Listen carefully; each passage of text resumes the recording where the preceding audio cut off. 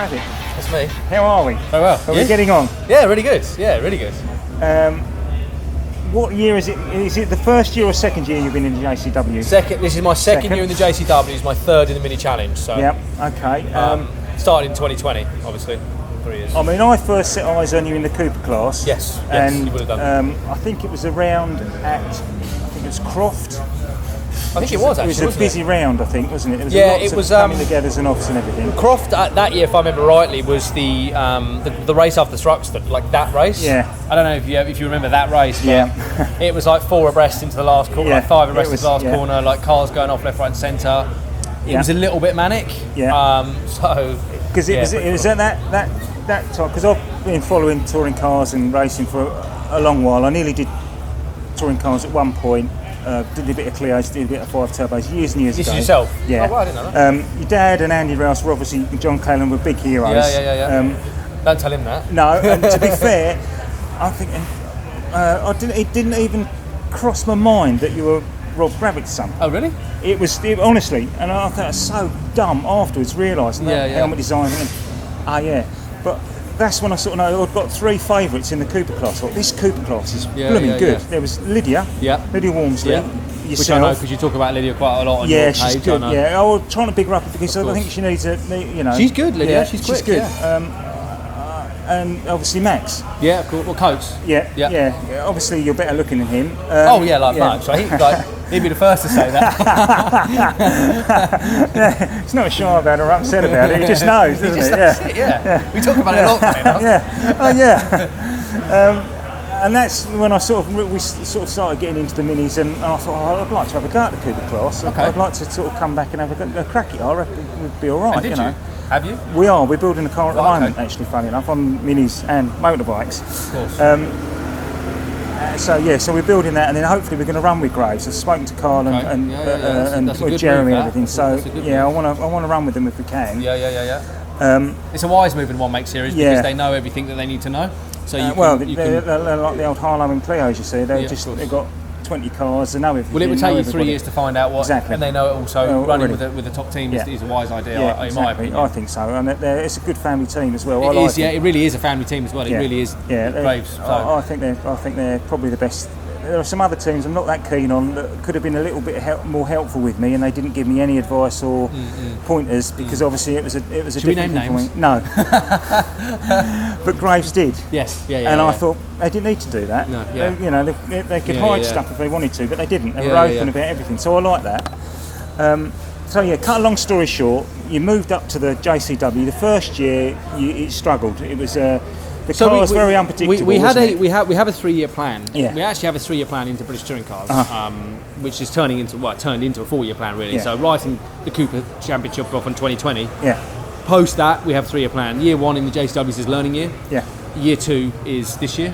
This is a results year, and then year 3 is in the plan is to go to touring cars. That is where we are with that. I think so far it's going well. I think everything's going to plan. The team have been very, very busy in the winter months to try and get the car to where it needs to be. Lots of testing. I think the benefit of having a lot of drivers now in the team is that we can test a lot of things. So data's different.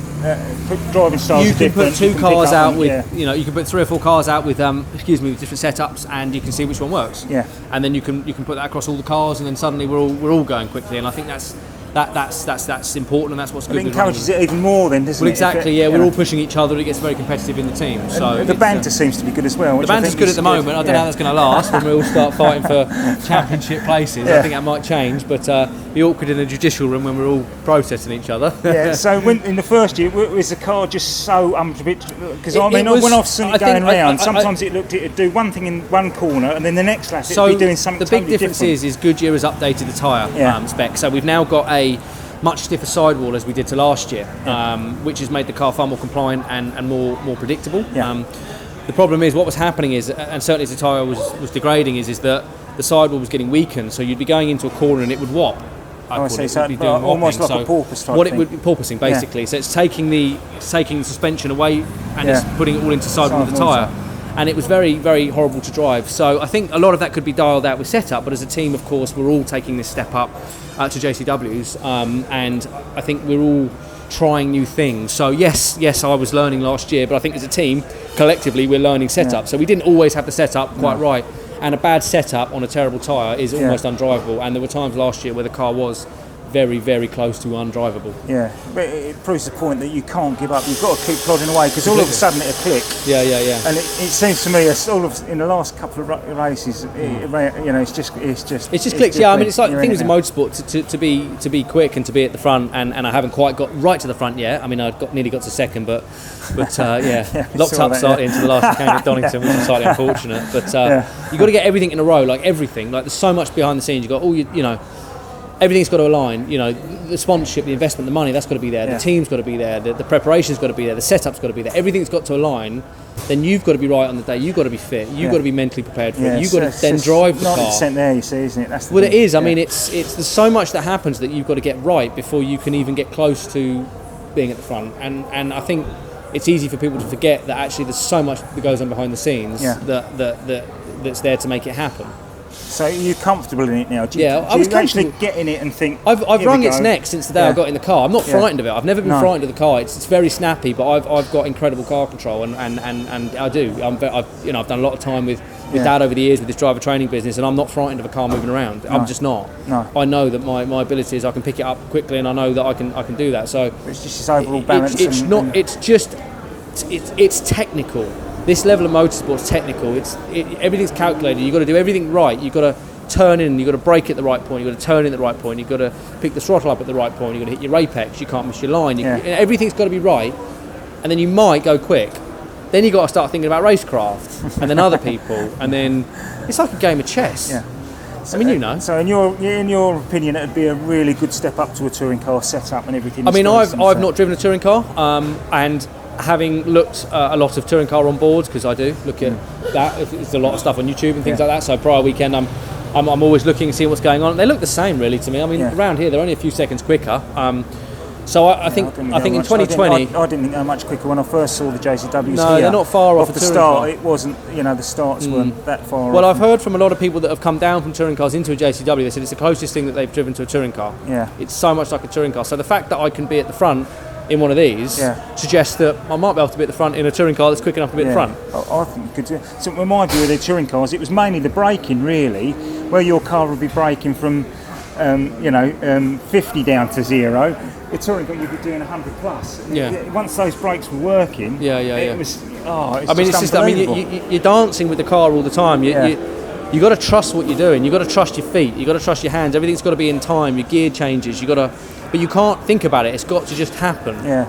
And I think once you release the capacity in your head, that you don't think about these things anymore. Like you just pitch the car in with the brake, and then you get a bit of oversteer, so you put a bit of throttle in to put the weight to the rear of the car, and it moves around and things like that. And once you get past the initial that was interesting, and you just do it and you just deal with it, and it is what it is, and you just drive the car, then you can open up your capacity to think about other things, and that's when I think you start to go quickly, because you then start to think about when I'm going to brake, how am I going to turn in, what did I do wrong, what can I do better next time, how can I improve that, how can I get past him, where am I quick, where's he slow, there's lots to do. Muscle memory and actually using just muscle memory, that's it basically. So and all round, feet, arms, eyes, everything. Because I remember the 5 turbos, we used to have them on the bump stops virtually. It was back in, and now of course all the cars are all front end brake now. It's all they're very you sort of pitch them in, and then they kind of move about, and you get that rotation up, that's it, the R word, dreaded R word. By rotation, fantastic. Of course, we mean turning in, old fashioned turning,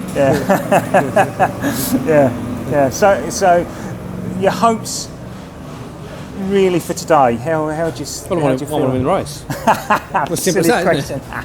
But Max is going to win it, so he's not. Well, he's up in front, he's on the second row, so I mean it's a tall ask from 12th. I'd like to get top 5. Ideally I'd like to beat Sam Weller. He's the I've got to beat Rue Clark and Sam Weller. They are 2 drivers in the graduate championship, so you've got rookies, you've got the overall championship, rookie championship, graduate which is second year, rookie which is first year, I think directors as well, which is drivers over 35. So I'm currently sitting second in the championship for the graduates. I might squeeze in the directors then.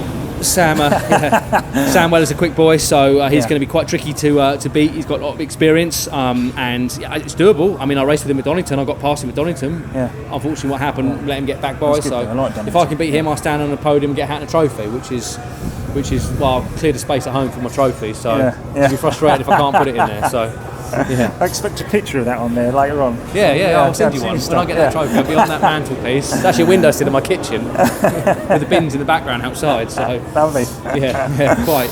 No, so good. It's good. So we're all on track for touring cars.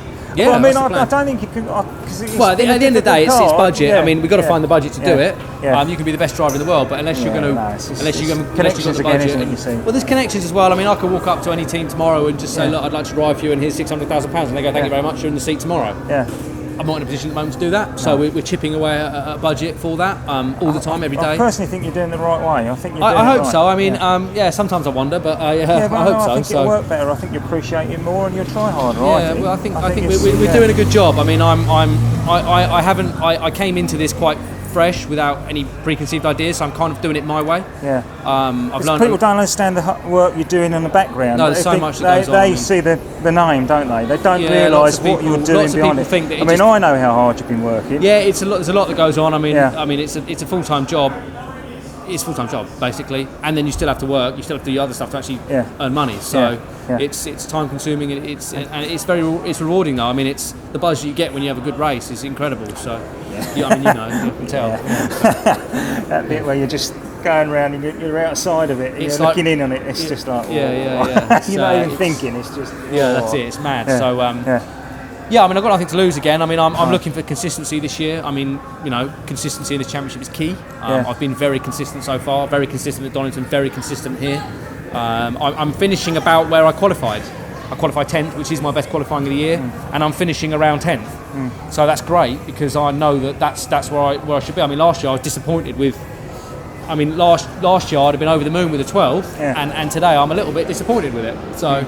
This goes to show how it all changes. It's just got to keep that but that just goes to show I know that I've got the pace to be ahead of the guys in front of me. It's just physically getting in front of them.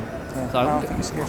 We'll go for it in race 3. Thanks, brilliant. Yeah, good. Loving it. Good. Absolutely loving it. The Minis are fantastic. Yeah, they are great. Yeah. What a replacement for the Clios. Yeah. Well, even the Coopers, it's just like. Well, the Clios got so unsubscribed at points and over-financed by certain people that had more money than others. And I didn't really follow it, so I've only heard all this third hand, but I kind of know what happened to it. I don't know why it eventually ended, but the Mini Challenge is great racing, full grids, and people love it. I mean, it is a bit heroic, to be honest with you. The drivers do, they're keen. We're keen. Good. It is good.